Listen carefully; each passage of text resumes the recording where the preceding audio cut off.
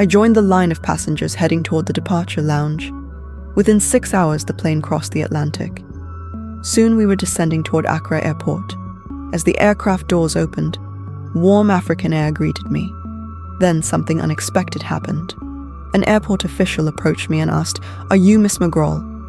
When I confirmed, she led me straight to the VIP lounge. Inside the lounge stood Professor Accra and his family. They recognized me instantly. The moment I entered the room, they rushed forward with warm embraces. But the real surprise awaited outside. As we stepped into the airport parking area, a group of Ashanti dancers suddenly erupted into singing and dancing. Their bright fabrics swirled in the sunlight. Drums thundered. They sang praises to my mother, Mona Abigail Akosua. The welcome was vibrant, emotional, and overwhelming. It was the kind of reception reserved for royalty. And in that moment, I realized how deeply my mother was loved by her people. We drove to Professor Accra's home in Accra. The house had once belonged to a colonial officer, but had been beautifully renovated. The gardens were lush, the rooms were airy, and inside the house, dozens of relatives had gathered. After I freshened up, I returned to the main hall where everyone was waiting. Professor Accra took my hand and brought me to the center of the room. He addressed the gathering first in English and then in Ashanti. He explained that my visit symbolized the return of a daughter of the clan. He compared the Ashanti clan to a giant alligator. When my mother left Ghana years ago, he said, it was as if the alligator had lost its tail. But my arrival meant that the family had become whole again. The elders nodded in agreement. Prayers were said, blessings were given, food was served, and throughout the evening dancers entertained the guests. The atmosphere was joyful, emotional, and unforgettable. The next day, we prepared to travel to Kumasi to visit the Ashanti Hene, the Ashanti King. The drive took us through the vibrant streets of Accra and into the countryside. Markets overflowed with fruit, vegetables, and colorful fabrics. Women balanced baskets gracefully on their heads. Music filled the air. The country felt alive with energy. Yet amid all this beauty, I experienced a strange feeling. For the first time in my life, I was surrounded almost entirely by black faces. My lighter skin made me stand out. In my mother's homeland, I felt like a stranger. Eventually, we reached the palace. Tall stone walls surrounded a large courtyard. Drums echoed in the distance. As we entered the inner court, singers and praise poets began chanting. Then the Ashanti Hene appeared. He was dressed in full royal regalia and accompanied by chiefs and attendants. The atmosphere was dramatic and ceremonial. My uncle bowed deeply before the king. Then he brought me forward. I felt nervous as I approached, but the moment the Ashanti Hene looked at me, his expression softened. He reached for my hand and said warmly, "Welcome, child." His kindness immediately calmed my nerves.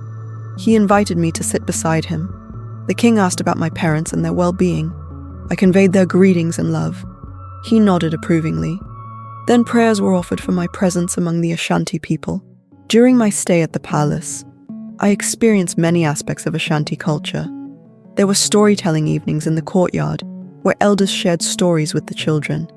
There were grand meals filled with traditional dishes like yams, rice, plantains, and rich tomato sauces. There were dancers performing under the night sky, while drums echoed through the courtyard. One day, we visited the family cocoa and palm plantations. There, I saw how cocoa pods were opened and how palm fruits were processed. It was fascinating to witness the origins of products I had known my entire life, like chocolate. Later, we visited a mission hospital run by Irish nuns. We also met craftsmen who carved wood and bronze sculptures and artisans who wove beautiful kente cloth.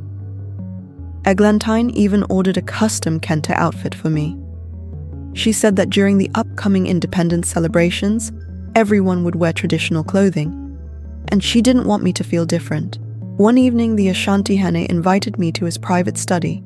There, away from the ceremony of the court, he spoke openly about my mother. He told me how beloved she had been. In those days, educated women were rare, yet my mother had become a nurse and helped countless people in the community. The king told me that when she left Ghana, The family felt her absence deeply. Then he said something that stayed with me forever. "Being African is not about the color of your skin," he said. "It is about your heart and your spirit." He welcomed me as a daughter of the Ashanti people and encouraged me to return whenever I could. During my second week in Ghana, the entire country prepared for Independence Day celebrations. Schools rehearsed for parades. Political songs filled the streets. Markets were crowded with people preparing for the festivities. On the day of the celebration, I wore the kente outfit that had been made for me. The vibrant colors and patterns represented centuries of Ashanti tradition. Later that evening, we attended an official state banquet attended by diplomats, political leaders, academics, and traditional rulers. It was a historic moment for the young nation of Ghana, and I felt honored to witness it. As my visit came to an end, the Ashanti Hene placed his hands gently on my head and gave me his blessing. It was a quiet moment, but deeply meaningful.